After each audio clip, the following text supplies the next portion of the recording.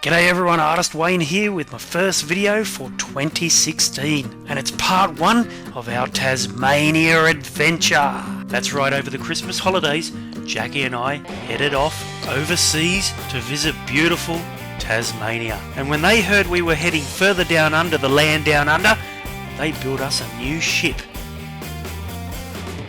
This was the start of our Christmas holiday adventure. In fact, we were travelling over Christmas Eve. We were spending a whole month exploring Tasmania. We boarded the boat in the evening, we had a cabin booked, and once we were all settled there was nothing to do but sit by the window with a beautiful restaurant meal and a bottle of wine and say goodbye to the mainland. And after a great night's sleep, about 5:30 the next morning, we got to disembark and plant our feet and wheels on Tasmanian soil. We spent a couple of nights at Devonport having a look around the city, and then we headed west along the coastline with no idea where we were going to camp for our first few nights. But who cares? It was an adventure and we were having fun. The weather was just amazing. In fact, for the whole month we were there, the weather was spectacular.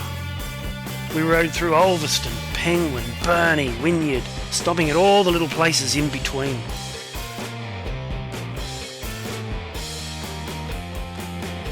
We continued riding west past Boat Harbour Beach, Sisters Beach, Rocky Cape, until we finally found the spot we were going to camp at. It was the beautiful Crayfish Creek Van and Cabin Park. This was the ideal central base for Jacqui and I to explore Tasmania's northwest region. The following day we were up bright and early to check out Stanley's Nut. And no, Stanley isn't an old bloke that lives in Tasmania. It's a historical town, and the Nut is the most distinctive landmark in Stanley. It's an old volcanic plug. It rises to 143 metres with a flat top, and you can walk to the top of it. But bugger that, there's a chairlift. And once you reach the top, you can walk around and take in the most beautiful 360-degree views that await you.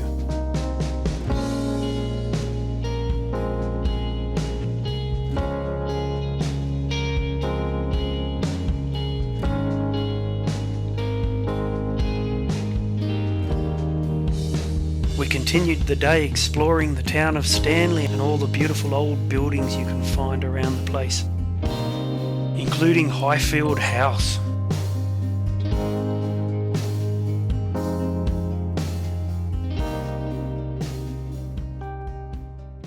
We were up bright and early the following day to hit the dirt trails. Today we were exploring the beautiful Tarkine wilderness.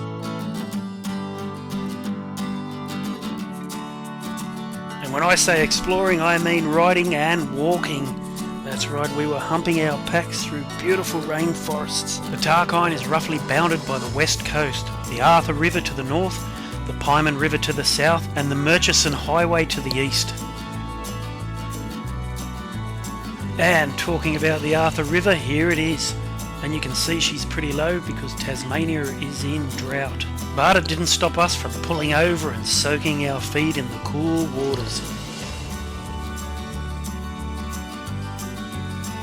We spent the whole day riding and walking through some beautiful landscapes, but I'll tell you what, it was hot.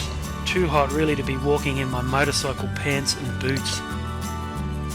And after spending a wonderful day in the Tarkine wilderness, we even managed to find time to ride back to Stanley and have dinner in their world-famous seafood restaurant.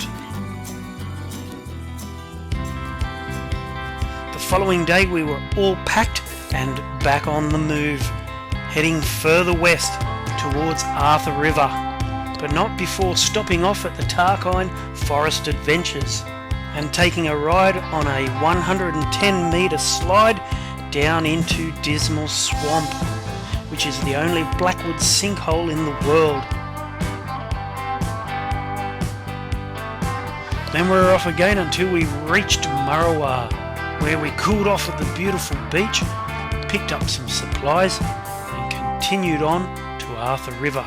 This is Tasmania's rugged west and I absolutely loved the place. Nothing beats white dust on a black bike. And we got to explore a few trails before we arrived at our accommodation. For the next 4 nights we were really roughing it. We'd hired a studio cabin. The following day we were straight into it. We cruised aboard the George Robinson as they spent the day showing us the beautiful Arthur River.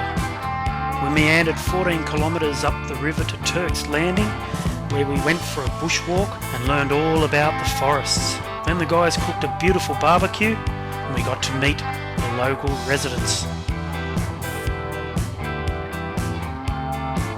There was nothing left to do but just relax and for me to make a general nuisance of myself.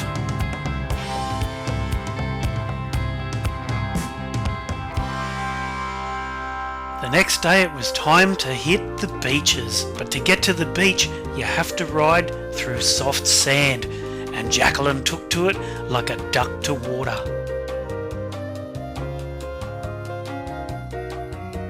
And just when she was ready to pull the plug and throttle me, we met up with a couple of locals on their chook chasers, so I rode my bike in and they taxied me back to Jacqueline's bike. When I finally got through all the soft sand and over the rocks, we were ready to rock and roll. And take it from me, riding on the beach for kilometres and kilometres and you're the only people there is absolutely brilliant. We just loved it.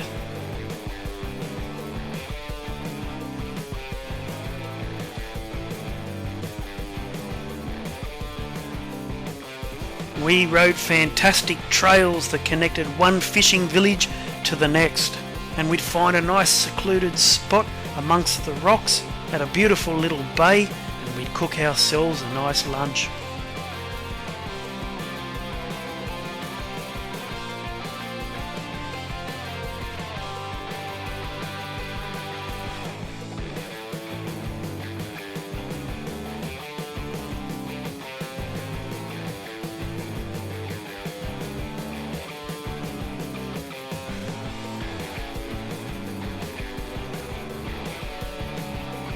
And then after riding some awesome soft sand trails, we made our way over to Balfour, which is an isolated former mining town deep in the heart of the forests of northwestern Tasmania, dating between 1902 to 1912. Prospecting and tin mining was one of the biggest drawcards to the region for early settlers. Currently the population is a staggering 10 people.